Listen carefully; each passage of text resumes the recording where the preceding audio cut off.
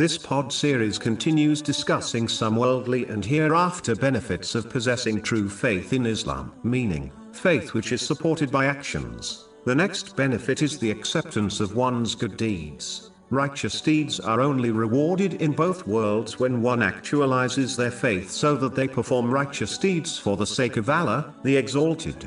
Chapter 21, verse 94. So whoever does righteous deeds while he is a believer, no denial will there be for his effort.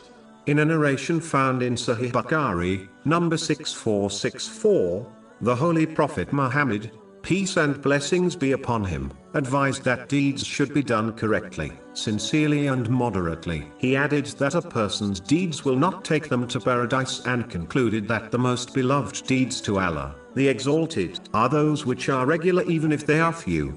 Muslims should ensure that they perform deeds correctly, meaning, according to the traditions of the Holy Prophet Muhammad, peace and blessings be upon him, as performing deeds without this guidance will lead one away from the pleasure of Allah, the Exalted. Chapter 3, verse 31. Say, O Muhammad, if you should love Allah, then follow me. So Allah will love you and forgive you your sins. And Allah is forgiving and merciful. Next, they must perform them for the pleasure of Allah, the Exalted, and not for any other reason, such as showing off.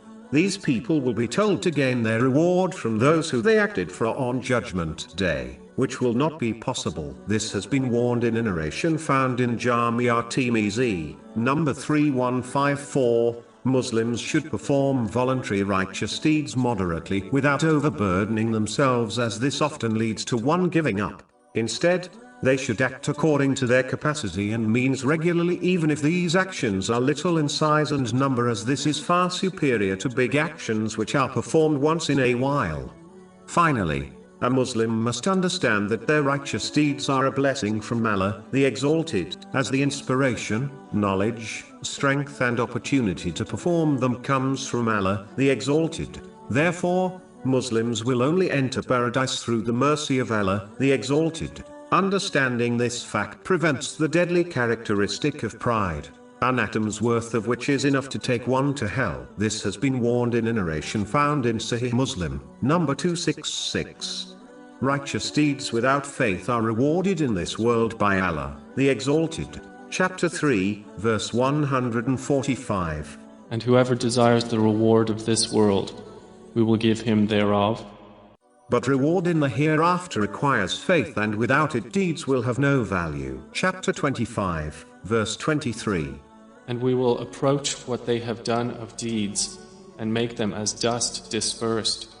The reason for this that these deeds were founded on other than the belief in Islam, the spirit of which is to have performed good deeds for the sake of Allah, the Exalted, and to follow the conduct of the Holy Prophet Muhammad, peace and blessings be upon him.